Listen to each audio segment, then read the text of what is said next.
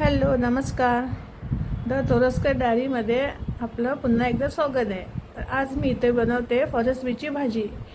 त्यासाठी लागणारं साहित्य आहे, मी इथे 1/2 किलो फरसबी घेतली आहे, एक छोटासा बटाटा घेतला आहे, कांदा, खोबरं, ओलं लसूण आणि हिरवी मिरची. आता मी इथे कढईमध्ये तेल घेतलेलं आहे. त्याच्यामध्ये मी फक्त फोडणी जिरं, थोडंसं लसूण आणि हिरवी मिरचीची फोडणी दिलेली आहे.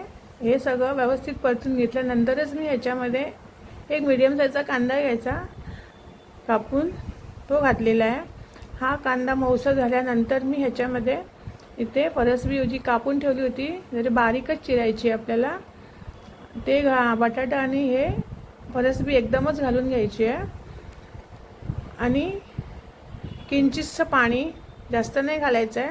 तशी थोडीशी हळद हवी तर आवडत असेल तरच घाला, नाहीतर काही गरज नाही आहे.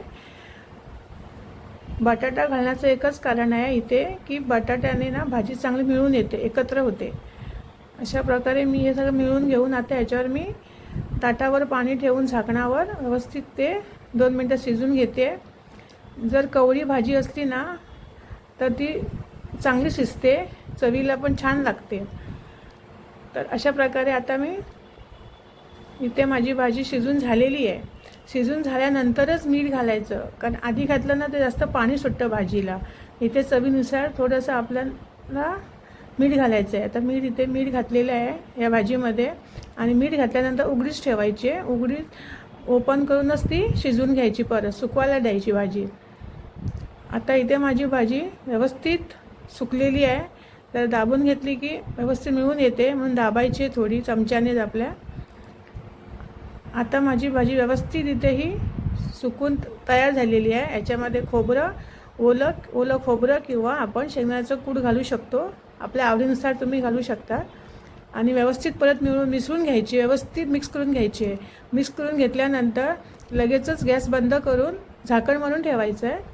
अशा प्रकारे माझी भाजी आता फरसबीची तयार झालेली आहे. जर माझी ही रेसिपी तुम्हाला आवडली असेल तर नक्की माझ्या चॅनलला तुम्ही लाईक, शेअर आणि सबस्क्राईब करायला विसरू नका. आणि नवीन रेसिपीमध्ये लवकरच भेटूया.